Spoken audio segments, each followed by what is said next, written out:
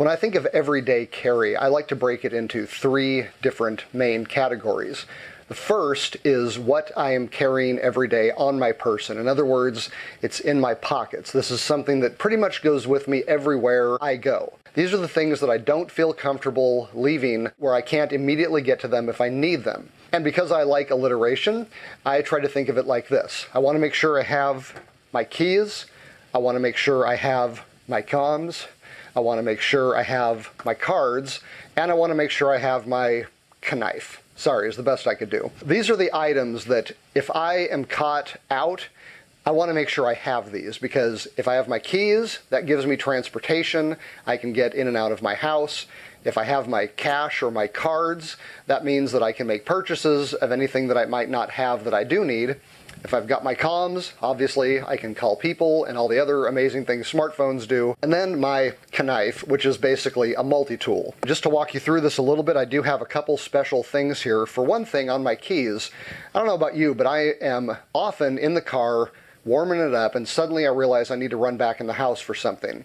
Or I want to give the keys to somebody to go warm up the car, get the kids in, but I want to be able to lock up the house when I leave. So I wanted something that made it easy to separate two different key sets. And what I have here is the Nite magnetic clip. So here's everything I need for the car, here's everything I need for the house, and there's this extremely strong magnet that holds these together. If you don't trust the magnet, there's also this little spinny collar here that you can just simply lock on, spin a few times, and now it can't come apart. Spin it back, and you're back in action as far as separation. Now, I have my car keys on one end. On the other end, I have my house keys. I have this little flashlight. And I'll put links in the description below to all this gear. I'm not going to go really into it right now. This is not a gear review or a deep dive. I'm just showing you the kinds of things I have. I also have this Ultralight wallet pouch. And this is very heavily weather resistant. But what I like about this is that not only can I keep my cash and my cards and some other stuff in here, but it's extraordinarily light. This actually weighs less than practically any other option I have, and I know that if I've got this stuff right here, the only thing I can't do is drive my car. If I got them both, I got both. Multi-tool, this is a Swiss Army knife. Everyone knows what those are. And my smartphone, again, not going to go into what this is, but I will point out that I do have a waterproof case around it, because basically I want to be able to walk out in the rain. Even if I don't have my umbrella or a rain jacket or something, I don't want to worry about my most essential gear getting ruined. Two other pieces of gear in this category that I keep in the bag that I'm going to show you in a minute is number one, my Ultralight Minimalist wallet by Apex Giant. This holds cards that I usually need with me but don't necessarily want to keep in my pocket at all times. So this is like insurance cards, medical cards, which only weighs an ounce, by the way. This thing is amazing. You can put your cash in it, whatever you want. Now, I kind of go back and forth between wanting to carry this and wanting to carry this, but it doesn't attach to the keychain, and that is something that I really like right now. And then the other thing is that if this gets wet, the cards are going to get wet. I don't really think that's going to hurt most of them, but some of the ones that I keep in here are not going to be happy if they get wet. So this typically stays in my bag. Also in my pocket, I usually carry something like a box cutter that I can use to quickly get into things. I love my multi-tool Swiss Army knife. But for quick access and potentially self-defense, I like something like this a little better in my pocket. Okay, moving on. At the next level up are the things that I use or could need practically every day, but I don't necessarily want to have them in pockets, in jackets, hanging around, and that is why I carry a messenger bag. Now, in my last EDC video, I had a messenger bag by 511, and this company is actually called First Tactical that makes my new one, and there are some reasons that I like this better, which I'll go into. This is the Ascend. I don't believe that First Tactical sells this anymore.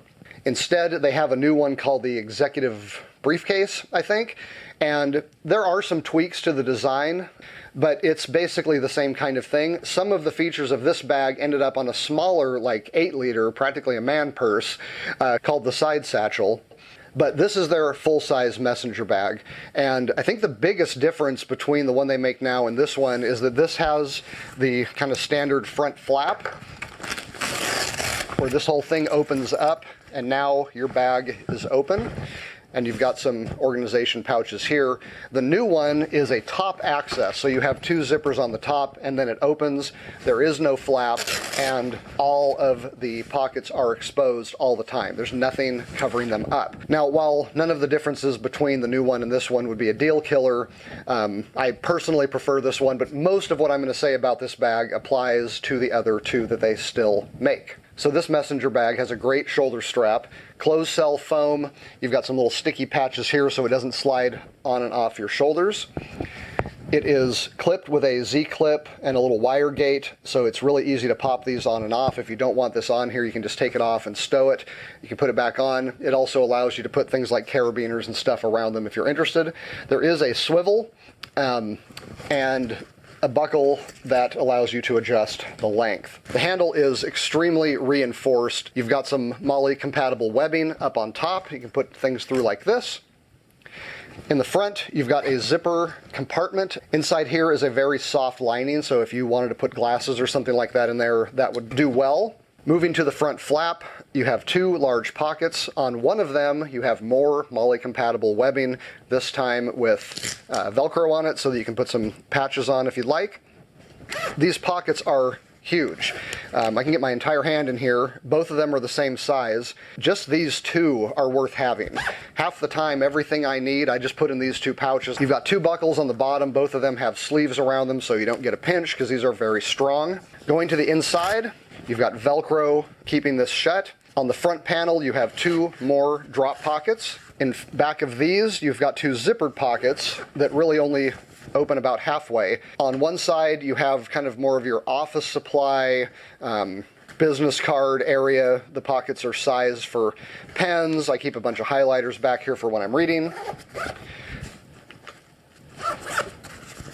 And on this side, you have something very similar, except that you have some smaller front pockets, so I keep a tactical flashlight, a tactical pen, another tactical flashlight, a little karambit knife. Behind all of these individual organization pouches, you have a key clip, which I've got a whole set of backup keys on. Now, this bag actually comes with this key fob, which I keep my work key on, and I actually clip this onto one of my belt loops when I'm at work because I'm constantly going in and out of doors. Behind these two main pockets, you have another zipper. This leads into a fairly large, fairly flat compartment. I just have an electronics organizer that I keep in here. One of the things that I love about this bag over and against my 511 bag is that the inside of this is a light gray color. So it really bounces the light around, and when you look down inside, it's not like you're just looking into a black hole. You can actually see where your stuff is. From the front to the back, you've got three deep pockets, all about the same size. These go all the way to the bottom, big enough to carry an entire notebook in. The main opening is very generous. This is what makes this a lot more like a messenger bag than the 511 bag. There's a separating panel here. On the front are two large pockets, again, that go all the way down to the bottom. I keep my hard drives in here. Behind this Velcro retention strap is another padded section. You could put a laptop in here. I just keep paperwork in there. And there's more Velcro for more patches. Now that's it for the inside of the bag. What I like about it is that it doesn't have so many pockets that it just becomes overwhelming. With my 511 bag, between the small opening, the dark interior, and the numerous different zippers and Velcros and attachments and pockets everywhere, the organization really just became overwhelming. It was too hard to remember where everything went. Most of the things in this bag are just easy to reach drop pockets, and I've found that extremely helpful for me. Moving around to the back, you have a luggage retention strap. This allows you to slide the messenger bag over the carry handle on a piece of luggage. Up top, you have a dual zipper access compartment in the back. It is fairly flat storage. Now in the 511 bag, there was Velcro inside here that allowed you to attach certain CCW pieces of gear. What First Tactical has done is actually made a separate compartment that's kind of hidden, accessible through Velcro, and inside here is where your CCW things would go. So for example, I've got a holster in here. This is the one part of the bag that I'm not super thrilled about. It's not easy to get the Velcro reattached in a way that looks legitimate. And I just hate the idea that if I have to go for my CC dub, I've got to tear open a Velcro strap in order to get to it. That seems kind of self-defeating to me, but that's the way they did it. On the sides of the bag, you have two compartments that can be resized.